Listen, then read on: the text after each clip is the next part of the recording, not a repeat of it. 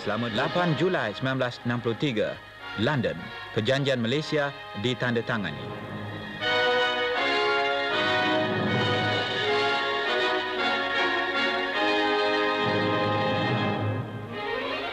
Suatu ketika yang bersejarah, perjanjian yang termaktub membawa kemerdekaan dan penghidupan baru kepada seramai 3 juta orang lagi umat manusia. Zaman baru bermula, kemerdekaan tercipta. Mereka menggabungkan diri dengan saudara yang telah sedia ada hubungan sejarah, bahasa, agama, budaya dan ekonomi dengan mereka. Searah setujuan, menerusi Malaysia, mereka memperjuangkan nasib bersama.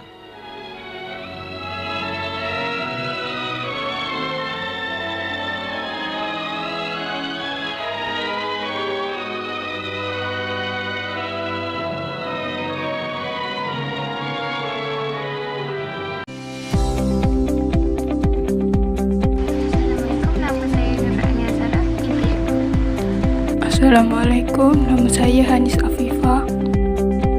Nama saya Nurul Adina Syafiah binti Muhammad Aris. Assalamualaikum, nama saya Nur Khairunisa Hanis. Nama saya Aina Syazwani binti Azizah.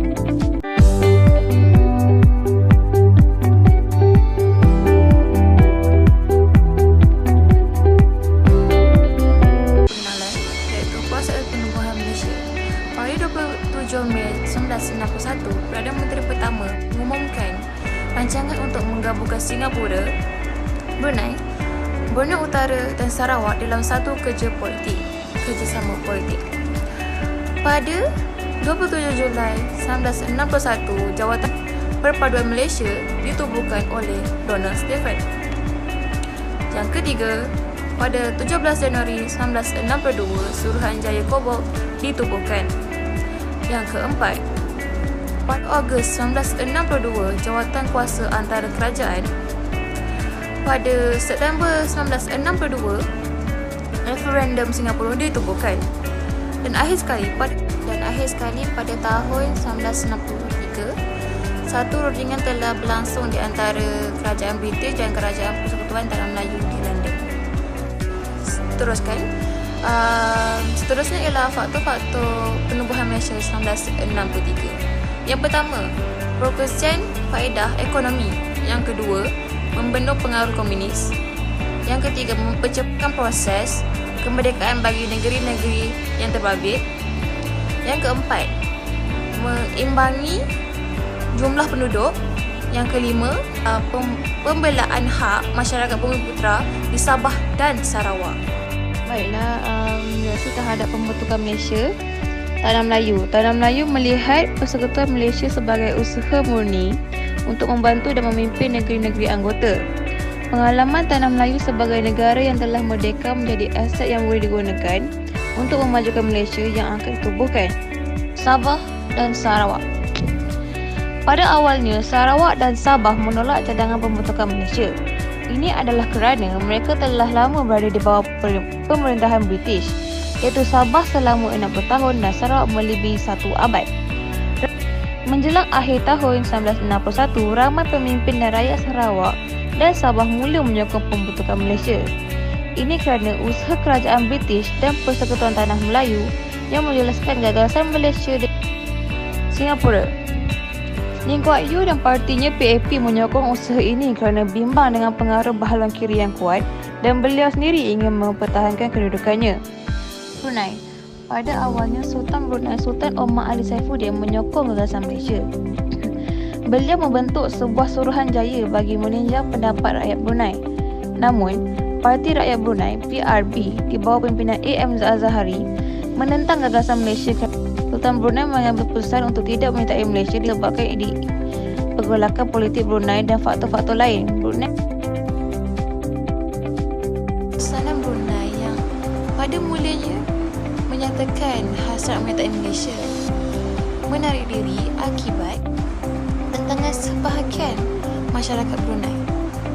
Pada awal penubuhan Malaysia, banyak perkara berlaku. Contohnya cubaan Indonesia menakluk Malaysia dan Sultan Fitnah terhadap Sabah. Selain itu, pada 1963, Singapura menarik diri daripada Malaysia. Steve pada tahun 2013 apabila berlaku pencerobohan tentera di Raja Sulu atas itu Sultan Ismail Kiram di kampung Tandau dalam Felda Sahabat 17 iaitu Lahad Datuk Sabah. Yang kedua, pada bulan Jun 1966, Kerajaan Filipina telah mengiktirafkan Perubahan Malaysia menerusi usaha memulihkan perhubungan antara keanggatan Malvindo iaitu Malaysia, Filipina dan Indonesia. Di tahun 1962 barulah muncul bantahan terhadap pembentukan Malaysia kerana dikatakan Malaysia sebagai neokolonialisme iaitu penjajah baharu. Yang kedua, Soekarno mengisytiharkan dasar konfrontasi ke atas Malaysia. Dasar konfrontasi ini dilancarkan dengan menggunakan slogan Ganyang Malaysia pada 20 Januari 1963. Dan terakhir, hubungan tegak antara Malaysia dan Indonesia berpanjangan sehinggalah Jeneral Soeharto menjatuhkan rejim Soekarno pada September 1965. Adam Malik untuk memulihkan hubungan antara Malaysia. Isi kandungan Perjanjian Malaysia 1963 terdapat 8 poin yang disediakan, iaitu yang pertama, agama Islam merupakan agama persekutuan kecuali Sarawak dan Sabah, tetapi agama lain bebas diamalkan. Yang kedua, bahasa Melayu merupakan bahasa kebangsaan tetapi bahasa lain masih boleh digunakan. Yang ketiga, bahasa Inggeris menjadi bahasa rasmi Sabah dan Sarawak sehingga 10 tahun selepas Hari Malaysia. Seterusnya, Sabah dan Sarawak diberikan kuasa mengawal hal ehwal imigresen dan perkhidmatan awam. Rakyat Bumi Putera Sabah dan Sarawak mendapat taraf yang sama dengan orang Melayu di Persekutuan Tanah Melayu. Semua hal ehwal luar adalah menjadi tanggungjawab Kerajaan Persekutuan. Sistem pendidikan masih dikekalkan sebagai Majlis Negeri membuat pindaan. Sabah diberikan 24 perwakilan parlimen, manakala Sarawak 16 dan Singapura 15 buah kerusi. Kesan-kesan pembentukan Malaysia 1963. Ancaman komunis dapat dibanteras. Memerdekakan negeri yang belum merdeka. Negeri kurang maju dapat dibangunkan. Memanfaatkan sumber yang ada di setiap negeri. Keluasan negara bertambah. Bilangan penduduk bertambah. Mewujudkan pasaran yang lebih luas. Mengimbangkan jumlah kaum di negeri anggota. Menggalakkan pelaburan. Pertahanan negara lebih kukuh. Penjajahan asing ditamatkan. Memperkaya budaya negara. Sektor pelancongan meningkat. Baiklah, itu sahaja pembincangan saya pada hari ini. Sekian, terima kasih.